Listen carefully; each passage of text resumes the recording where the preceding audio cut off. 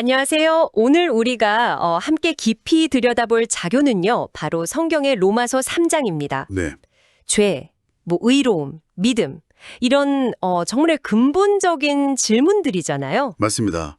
이 구절들은 보면 모든 인간이 공통적으로 처해 한 어떤 상황 그리고 거기서 벗어날 길 이걸 이야기하고 있어요. 네, 그렇죠. 특히 유대인이든 이방인이든 배경 같은 거 상관없이요. 모든 사람이 다 같은 출발선에 서 있다. 이 주장이 어떻게 펼쳐지는지 따라가 보면 흥미로울 겁니다. 자, 본격적으로 한번 탐구를 시작해 볼까요? 네, 좋습니다. 이 로마서 3장은 신학적으로 보면 아주 밀도 높은 내용을 담고 있어요. 아, 밀도가 높군요. 네, 인간 실존의 문제라던가 아니면 하나님의 공의 이런 시대를 관통하는 복잡한 주제를 정면으로 다루죠. 네네. 오늘날 우리가 중요하게 생각하는 거 있잖아요. 공정함, 정의, 심판, 그리고 구원 이런 개념과도 딱 맞닿는 지점들을 발견하실 수 있을 겁니다. 어쩌면 당신이 평소 가졌던 생각이 좀 도전이 될 수도 있겠네요. 오, 흥미로운데요? 시작부터 질문이 딱 던져지네요. 그런즉 유대인의 나음이 무엇이며 할례의 유익이 무엇이뇨? 네, 1절 말씀이죠. 당시 유대인들이 딱 다졌을 법한 그런 생각이잖아요. 그렇죠. 아무래도 자기들이 선택받았다는 생각이 있었으니까요. 일단은 하나님의 말씀을 맡았다. 이런 어떤 특별한 역할이 있었다. 이건 인정을 해요. 네, 2절에서 그렇게 말하죠. 근데 곧바로 더 큰 차원으로 이야기가 확 넘어갑니다. 일부 사람들이 믿지 않았다고 해서 하나님의 약속이나 그분의 신실하심이 무효가 되는 건 아니다 이런 거죠. 맞아요. 그게 3절, 4절 내용인데 인간은 약속을 어길지라도 하나님은 언제나 참되시고 자신의 약속을 지키신다. 이런 선언이 아주 강하게 다가옵니다. 네. 그렇습니다. 이 부분은 그러니까 인간의 어떤 불성실함이나 실패에도 불구하고 하나님의 계획이나 그분의 성품 자체는 절대 흔들리지 않는다. 이걸 분명히 하려는 의도인 거죠. 아하. 4절 후반부에 인용된 시편 9절도 그렇잖아요. 주께서 말씀하실 때 의로우시다 하고 판단하실 때에 이기려 하심이라. 결국 어떤 상황에서도 하나님의 판단과 그분의 길은 옳다는 것이 드러날 것이다. 이런 믿음이 깔려 있는 거예요. 자, 근데 여기서부터 논리가 조금 더 복잡해지면서 아주 흥미로워집니다. 5절에 보면요.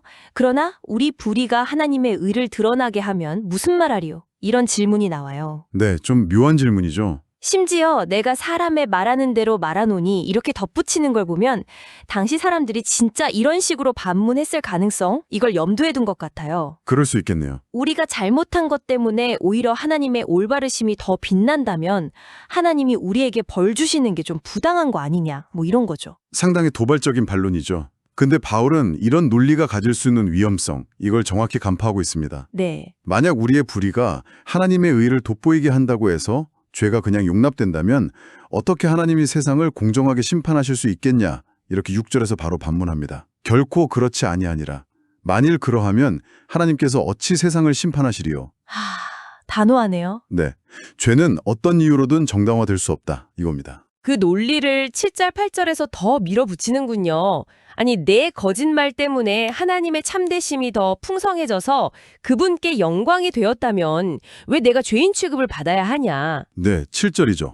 또는 여기서 한 걸음 더 나아가서 더 좋은 결과를 위해서라면 나쁜 일을 해도 괜찮지 않겠냐? 8절에 나오는 생각까지 이어질 수 있다는 거죠.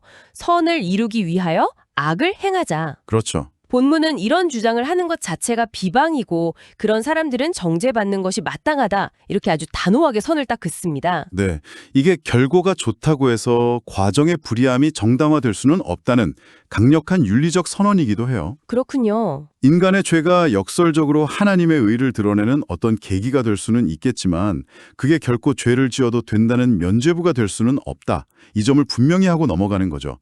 어떤 변명이나 합리화도 통하지 않는다는 겁니다. 결국 어떤 배경도 특권에 될 수는 없다. 이런 결론으로 이어지는군요.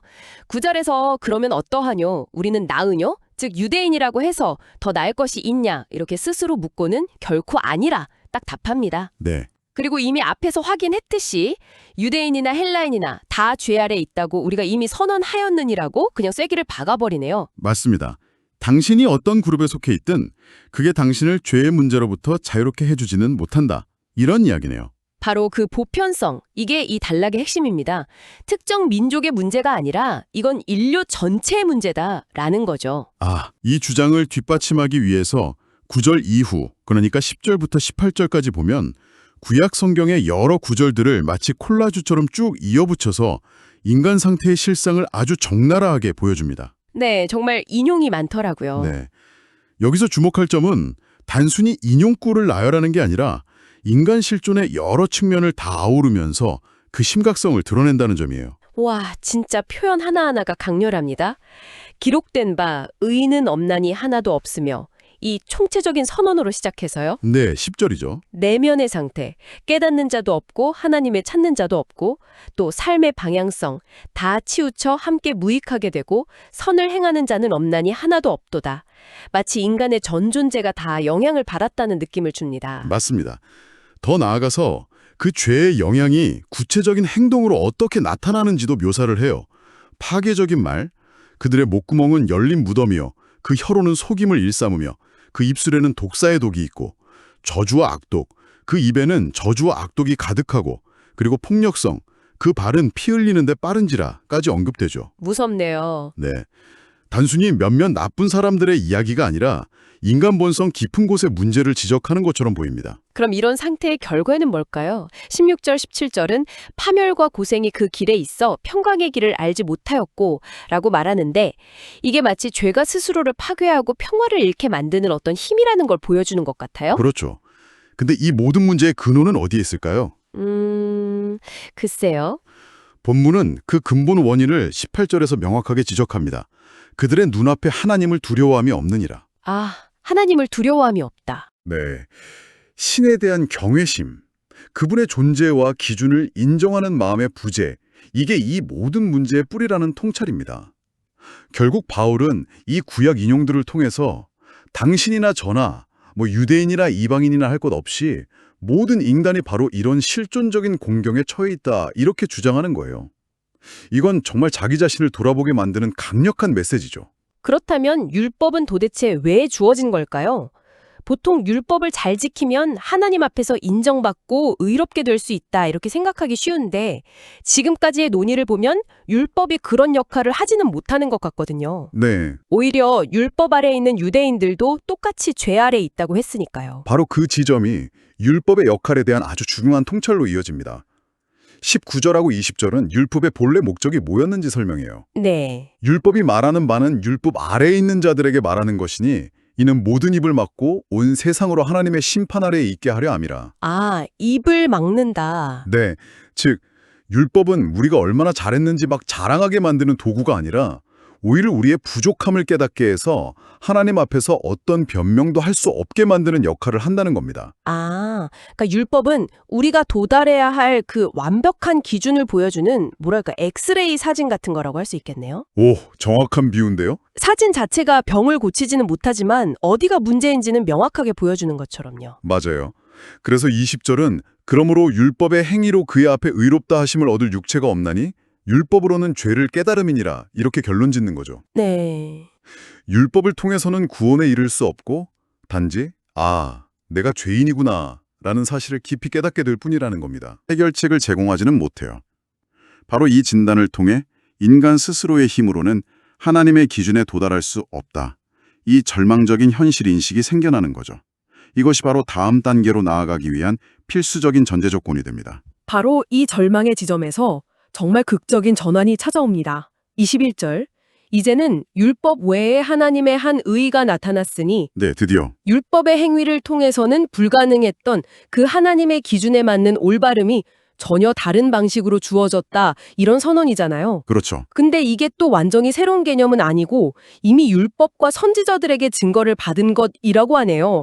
구약 성경 전체가 이 새로운 길을 예고하고 있었다. 이런 의미로 해석될 수 있겠습니다. 그렇습니다. 그 새로운 길, 즉 하나님의 의를 얻는 구체적인 방법이 22절에 탁 제시되죠. 곧 예수 그리스도를 믿음으로 말미암아 모든 믿는 자에게 미치는 하나님의 의니 차별이 없느니라. 아, 예수 그리스도를 믿는 믿음. 네, 여기서 핵심 키워드는 예수 그리스도를 믿는 믿음입니다. 그리고 이 의는 특정 민족이나 집단 혹은 어떤 자격을 갖춘 사람에게만 주어지는 게 아니라 모든 믿는 자에게 차별 없이 주어진다. 이 점이 다시 한번 강조됩니다. 차별 없음. 이 단어가 정말 계속 반복되는군요. 왜 이렇게까지 강조하는 걸까요? 아마도 23절이 그 이유를 설명하는 것 같아요. 아, 23절. 모든 사람이 죄를 범하였음에 하나님의 영광에 이르지 못하더니 네. 앞서 길게 설명했듯이 유대인이든 이방인이든 율법을 아는 사람이든 모르는 사람이든 예외 없이 모든 인간이 죄의 문제 때문에 하나님의 기준에 미달하는 상태에 놓여 있기 때문이라는 거죠. 그렇죠. 모두가 똑같은 상황이니까. 그렇기 때문에 해결책 역시 모든 사람에게 보편적으로 적용될 수 있어야 한다. 이런 논리입니다. 네, 그리고 바로 여기서 기독교 신학의 정말 가장 중요한 개념 중 하나죠. 의롭다 하심, 칭의, justification 이게 등장합니다. 24절을 보면요. 네, 24절. 이 의롭다함은 우리가 뭐 노력해서 얻어내는 성과나 자격에 대한 보상이 아니에요. 절대 아니죠. 오히려 그리스도 예수 안에 있는 속량으로 말미암아 하나님의 은혜로 값없이 주어지는 선물이다. 이렇게 명시합니다. 속량 redemption 이게 값을 지불하고 노예 상태에서 해방시키는 걸 의미한다면서요. 네, 맞아요. 마치 우리가 죄의 노예 상태에서 예수 그리스도께서 치르신 대가로 인해서 해방되고 하나님 앞에서 의롭다고 법적으로 선언받는 것과 같다고 이해하면 될까요? 네, 아주 정확한 이해입니다. 값없이 주어지는 은혜라는 점이 정말 파격적입니다. 우리가 뭘 해서 얻는 게 아니라 그냥 전적인 선물로 받는다는 개념이니까요. 그렇죠. 이게 복음의 핵심이죠. 25절은 이 속량이 구체적으로 어떻게 가명해졌는지를 설명하는 것 같습니다. 이 예수를 하나님이 그의 피로 말미암아 믿음으로 말미암는 화목제물로 세우셨으니. 네, 화목제물, propitiation atoning sacrifice. 이건 어떤 의미를 가지나요? 화목제물. 이게 구약의 제사 배경을 좀 이해하면 더 명확해지는데요. 죄 때문에 깨어진 하나님과의 관계를 회복하고 또 죄에 대한 하나님의 공의로운 진노를 해결하는 역할을 하는 제물을 의미했습니다. 아하, 제물이군요. 네, 로마서 3장은 예수 그리스도의 죽음, 즉 그의 피가 바로 그 궁극적인 화목제물의 역할을 했다고 설명하는 거예요. 네. 즉 예수님의 희생이 죄의 문제를 해결하고 하나님과 우리 사이에 화평을 이룰 수 있는 길을 열었다인 것이죠. 그리고 우리가 이 사실을 믿음으로 받아들일 때 그 효과가 우리에게 적용된다고 말합니다. 그렇군요. 25절 후반부랑 26절은 이 모든 일이 어떻게 하나님의 의로우심을 보여주는지에 대한 설명인 것 같습니다. 네, 맞아요. 이는 하나님께서 길이 참으시는 중에 전에 지은 죄를 관가하심으로 자기의 의로우심을 나타내려 하심이니 곧 이때에 자기의 의로우심을 나타내사 이게 과거의 죄를 즉각 심판하지 않으시고 기다리신 것, 그리고 지금 예수 그리스도를 통해 그 죄값을 치르신 것, 이 모든 게 다 하나님의 공의를 드러낸다는 의미로 읽히네요. 네, 그리고 26절의 결론은 정말 중요합니다. 하나님은 자기도 의로우시며 또한 예수 믿는 자를 의롭다 하려 하심이라. 자기도 의로우시고 믿는 자도 의롭다 하신다. 그렇죠.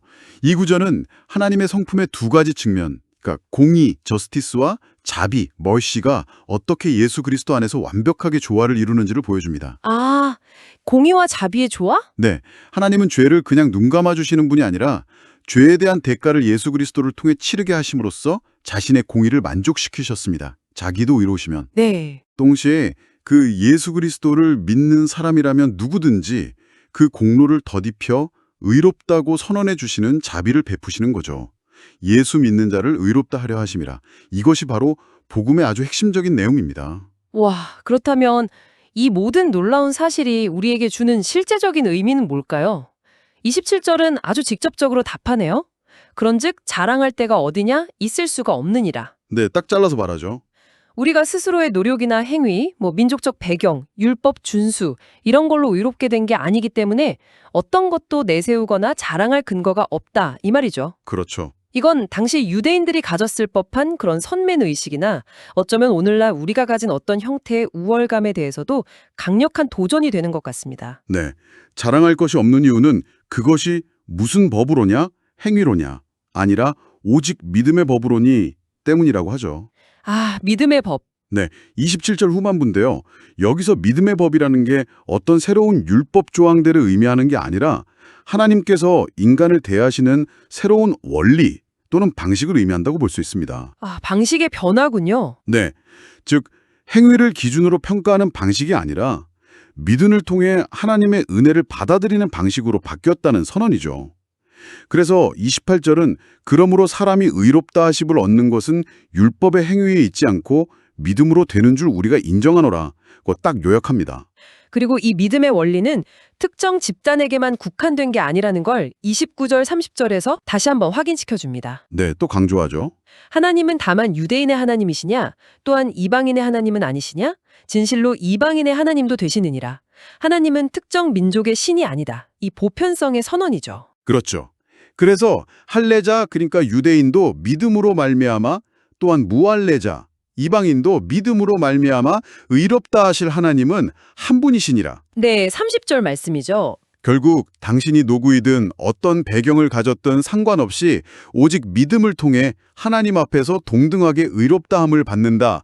이런 결론이네요. 아, 당신에게 이 차별 없음의 원리는 어떤 의미로 다가오시나요? 바로 그 지점이 오늘날 우리에게도 깊은 성찰을 요구하는 부분이죠. 그리고 마지막 31절은 이 논의에서 나올 수 있는 또 다른 중요한 질문을 던집니다. 네, 마지막 절이네요. 그런즉 우리가 믿음으로 말미암아 율법을 폐하느냐? 아, 그렇죠. 믿음으로 의롭게 된다면 이제 율법은 필요 없는 거 아니냐 이런 질문 충분히 나올 수 있는 생각이죠. 네, 그런데 바울의 대답은 좀 예상과 다릅니다. 그럴 수 없느니라, 도리어 율법을 굳게 세우느니라. 믿음이 율법을 폐지하는 게 아니라 오히려 굳게 세운다니. 이건 좀 역설적으로 들리는데요. 어떻게 율법 없이 주어진 믿음이 율법을 더 확고하게 만든다는 건지 조금 더 설명이 필요할 것 같습니다. 네, 본문 자체가 여기서 아주 상세한 설명을 제공하지는 않아요. 좀 아쉽죠. 네. 하지만 로마서 전체나 다른 성경의 가르침과 연결해보면 이런 의미로 이해할 수 있습니다. 율법이 궁극적으로 요구하는 것은 단순히 외적인 규칙 준수를 넘어선 하나님과 이웃에 대한 진정한 사랑과 순종이거든요. 아, 사랑과 순종. 네. 근데 인간의 노력만으로는 결코 이 율법의 깊은 정신을 온전히 이룰 수가 없었죠. 하지만 예수 그리스도를 믿을 때 주어지는 하나님의 의, 그리고 우리 안에 내주하시는 성령의 능력은 우리가 이전에는 할 수 없었던 방식으로 율법의 근본적인 요구, 즉 사랑의 삶을 살아갈 수 있도록 힘을 줍니다. 아하, 성령의 능력으로. 네.